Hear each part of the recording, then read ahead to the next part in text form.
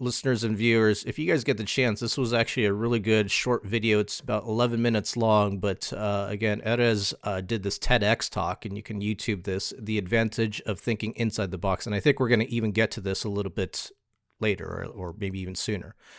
All right, so here's the first problem that we're going to be dealing with. Small businesses have the opportunity to keep their business afloat by securing federal dollars under the Paycheck Protection Program.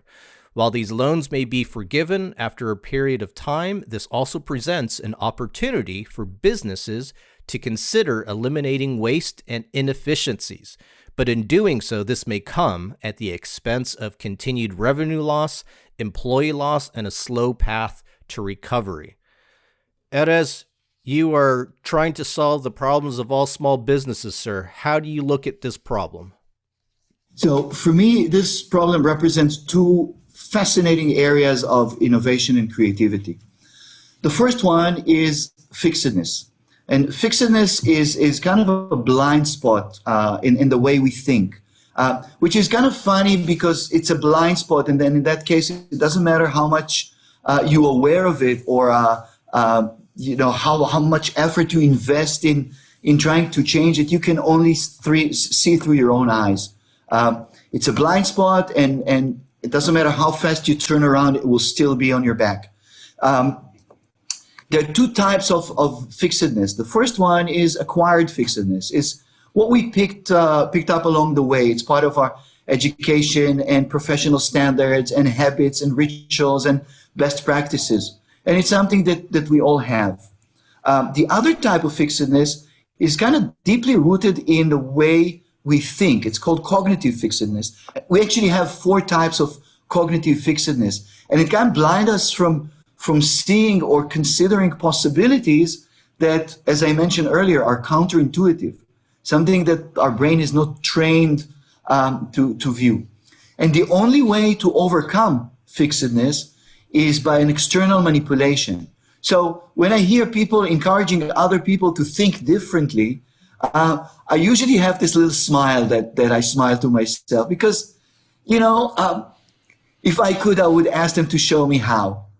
Like, I can think the way I think, and telling me to think differently doesn't gear me up with any valuable information or know-how. At SIT, we use this systematic approach, and we use these cognitive manipulations. We call them thinking tools because it sounds much nicer. To kind of force people to think differently. So it's not so much about what you think, but it's more about how you think about it.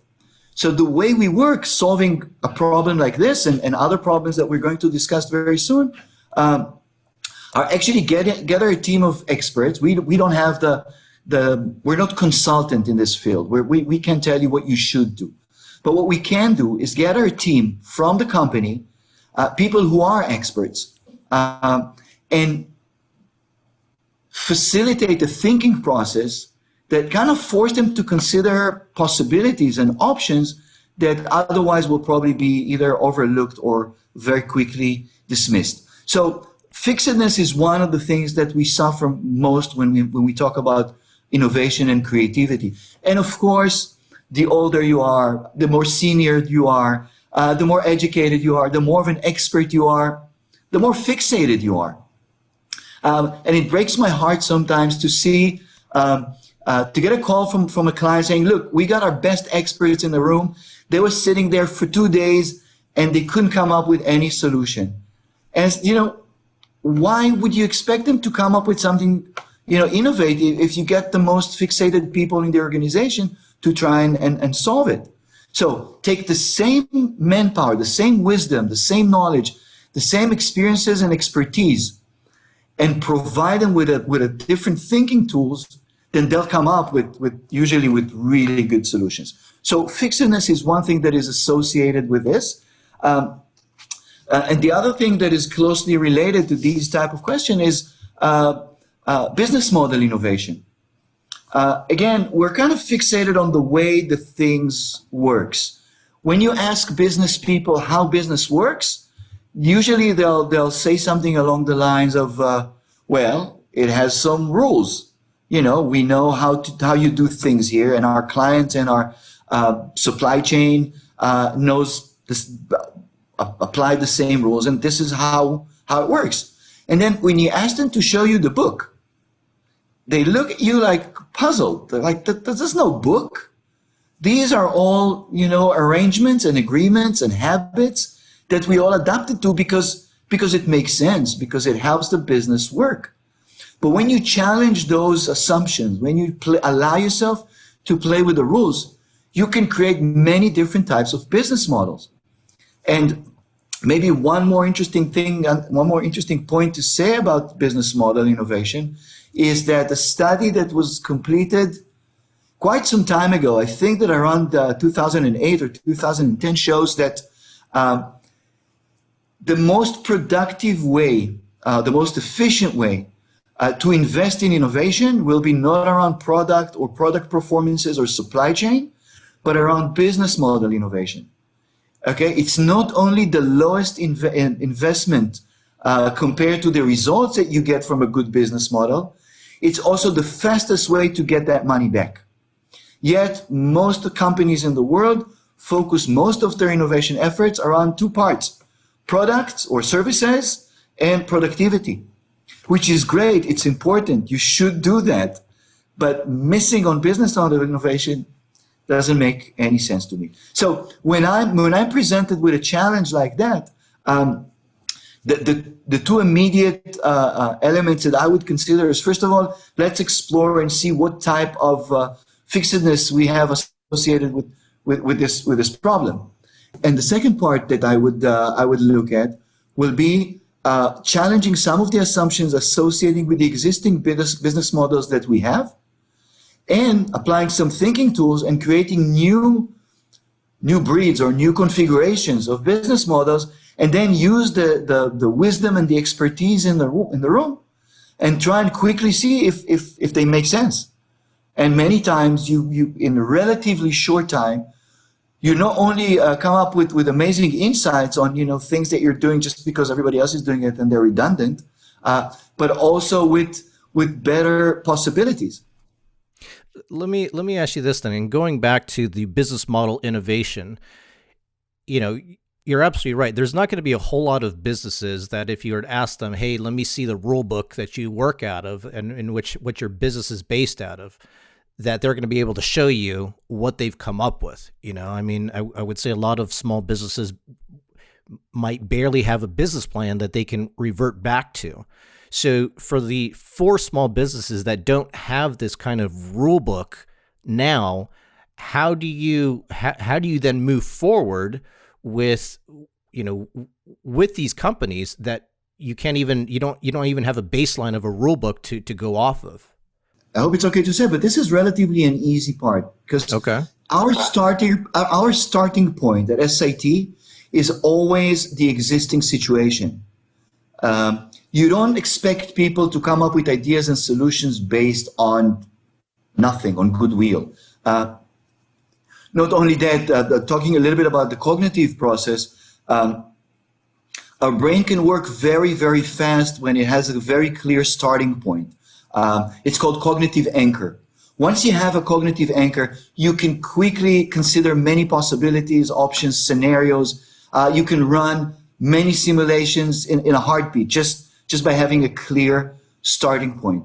On the contrary, when you ask people to just come up with an idea, just invent something, it's kind of brainstorming style, a lot of time is wasted on finding this cognitive anchor and then starting to think fast. So our thinking process always starts with the existing situation.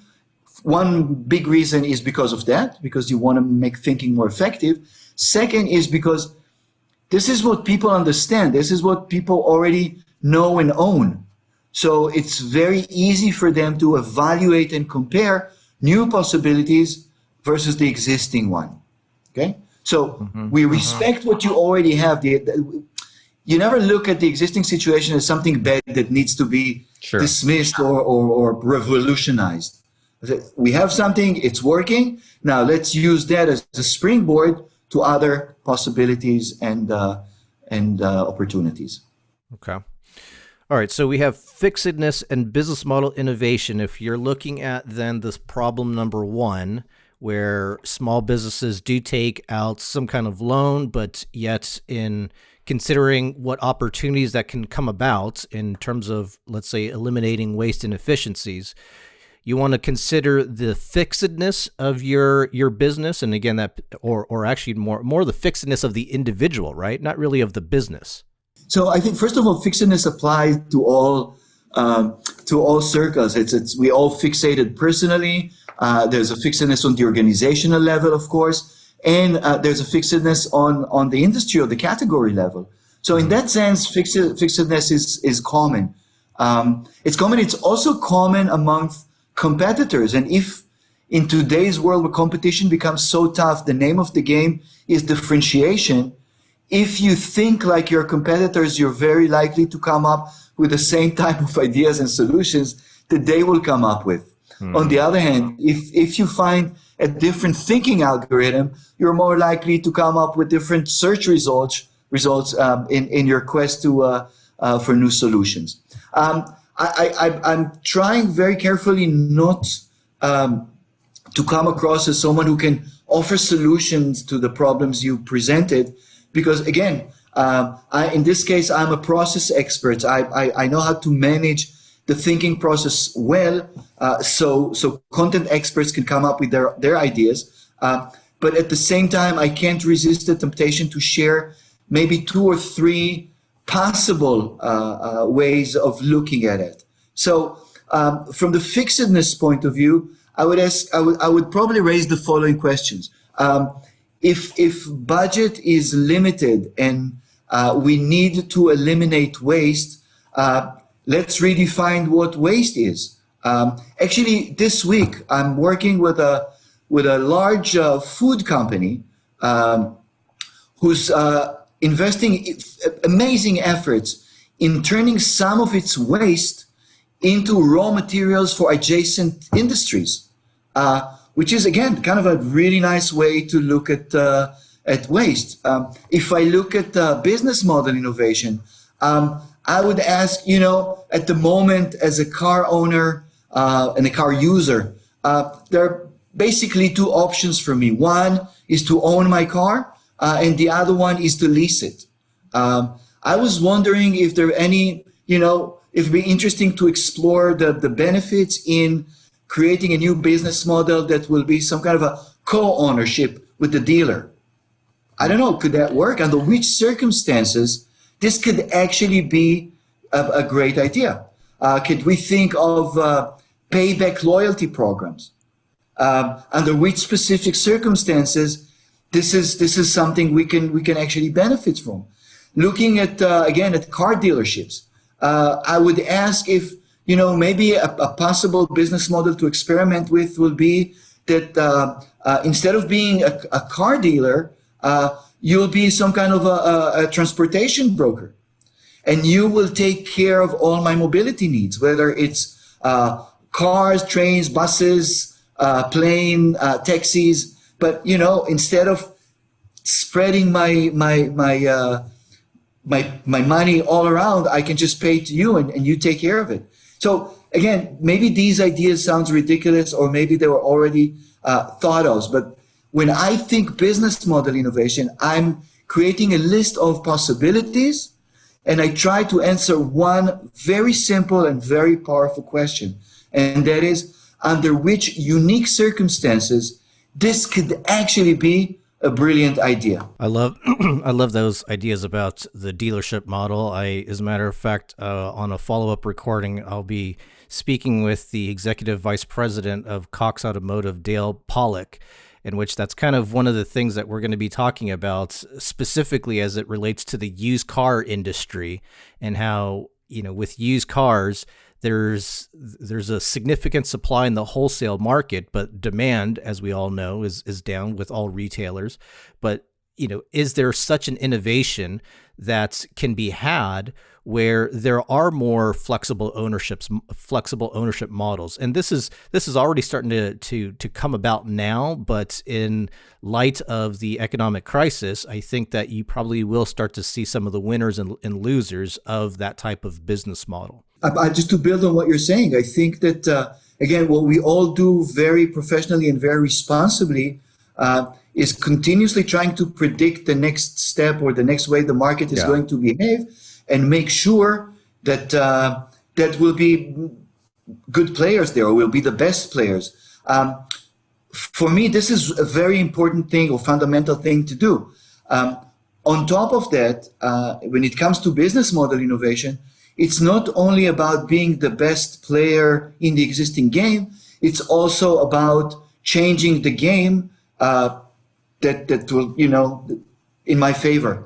Mm-hmm. And I think that strategically, philosophically, and economically, companies are not investing enough efforts there yet. It's also important to say that that these efforts are not big, complicated, expensive. These are only thinking exercises. It only takes, one or two think tanks, small teams that meets, every other week for a couple of hours, but they invest their thinking efforts and capabilities in these directions. Okay. All right, let's go to the second problem here. The second problem that we're looking at are small businesses are faced with reinventing themselves by introducing technologies and automations that will reduce their labor force. Instead of hiring 100 employees coming out of COVID-19, businesses that adopt automations may only need to hire 50 employees. So